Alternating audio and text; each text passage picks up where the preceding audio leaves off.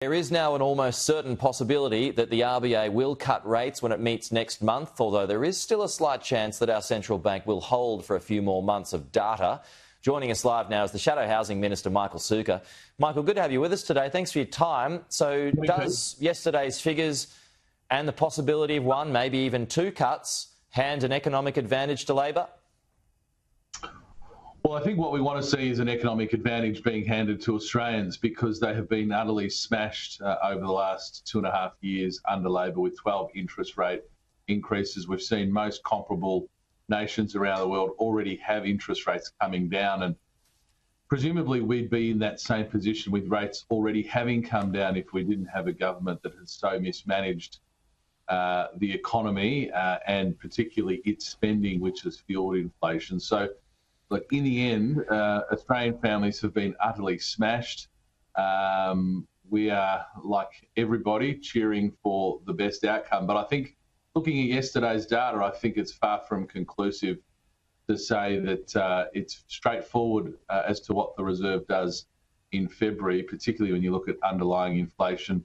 Some of the inflationary pressures that are still coming, including with the Australian dollar, presumably with a whole lot more spending coming from Labor governments, including the Albanese government in the lead up to the election. So I wouldn't want to claim mission accomplished, and it's the sort of suggestion out of the government that it's mission accomplished, I think, is highly disingenuous, and I think setting Australians up for a fall. So we'll see what happens, but look, we shouldn't be in this position, Pete. Rates should already be on the way down, and like most other countries, and the reason they're not is because of the mismanagement of Anthony Albanese and Jim Chalmers and the Labor government. How are you feeling about an April election?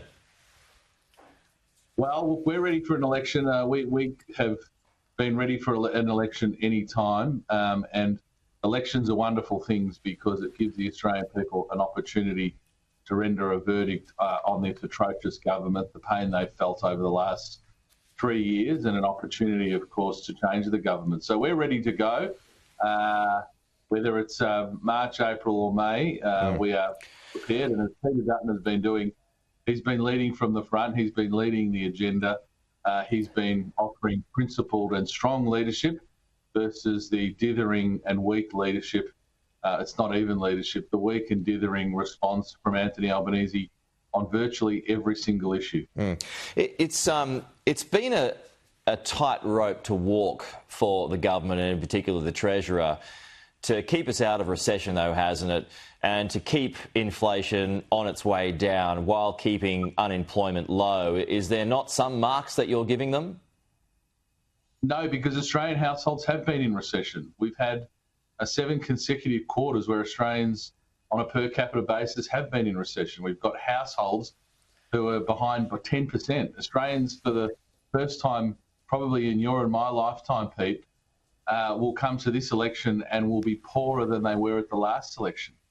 So for those households who are in recession, who have done it extraordinarily tough, they will take no comfort from the headline numbers. And let's not forget, the headline numbers have been impacted by an unprecedented level of additional immigration, well over 1 million new migrants in 2 years, whilst we're building no houses, while rents are up by 25%. It's never been harder for Australians to buy a home.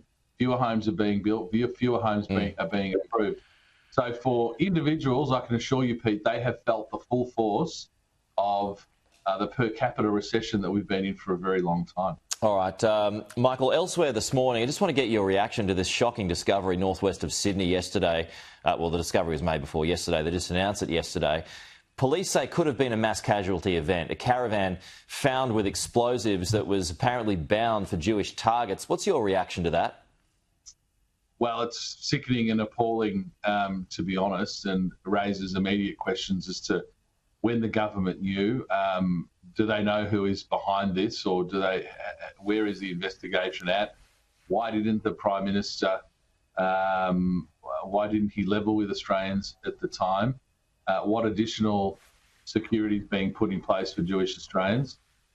This is yet another step, just when you think it couldn't get any worse, that the the dithering and weak leadership of this government and this Prime Minister could have worse consequences. Something worse does happen, and this, I think, is a very dangerous portent for the future. And we just hope that our security agencies are being given every resource they need to make sure that events like this can't be taken to their ultimate conclusion.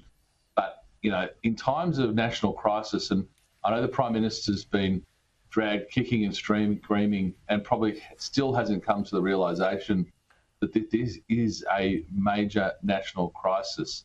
Why the government hasn't levelled with Australians earlier means there's a whole host of unresolved questions, and I just hope that the government gets the kick up the backside they need today to come out and make very clear all of those unresolved questions and provide assurance to Jewish Australians who are feeling very scared and nervous right now. We'll have to leave it there, Michael. Appreciate your time, though, as usual.